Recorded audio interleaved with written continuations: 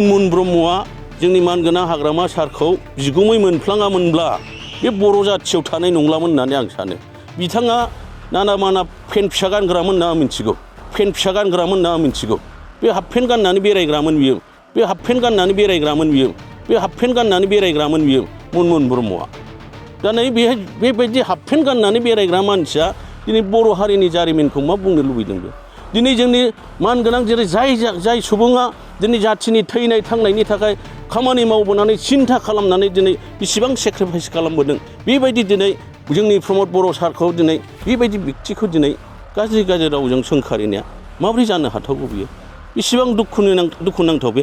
जोंनि हारिनि थाखायनो बे दुखुनांथाव, जोंनि बयनिबो थाखायनो दुखुनांथाव।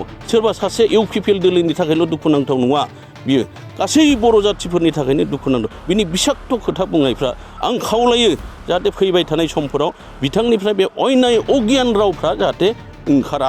आं बेखौ बे नोंथांमोननि मिडियानि गेजेरजों आं मुन ब्रह्मखौ खावलायहरदों जाहाथे फैबाय थानाय समाव बिथाङा बेबायदि रावफोरखौ बुङा।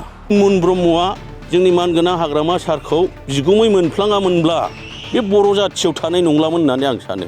बिथाङा नाना माना पेन्ट फिसा गानग्रामोन होनना आं मिथिगौ। पेन्ट फिसा गानग्रामोन होनना आं मिथिगौ। बे हाफ पेन्ट गाननानै बेरायग्रामोन बियो। बे हाफ पेन्ट गाननानै बेरायग्रामोन बियो। बे हाफ पेन्ट गाननानै बेरायग्रामोन बियो मुन ब्रह्मआ। दा नै बेबायदि हाफ पेन्ट गाननानै बेरायग्रा मानसिया दिनै बर' हारिनि जारिमिनखौ मा बुंनो लुबैदों बे?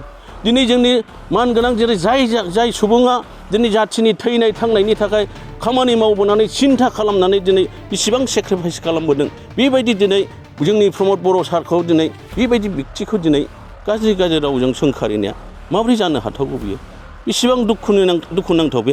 जोंनि हारिनि थाखायनो बे दुखुनांथाव, जोंनि बयनिबो थाखायनो दुखुनांथाव। सोरबा सासे इउपिपिएल दोलोनि थाखायल' दुखुनांथाव नङा बियो, गासै बर' जाथिफोरनि थाखायनो दुखुनांथाव। बिनि बिसाक्त खोथा बुंनायफ्रा आं खावलायो जाहाथे फैबाय थानाय समफोराव बिथांनिफ्राय बे अयनाय अगियान रावफ्रा जाहाथे ओंखारा।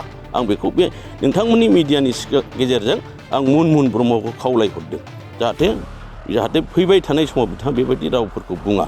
बाइक सालायनो मोजां मोनग्राफोरनि थाखाय गोजोनथाव खौरां।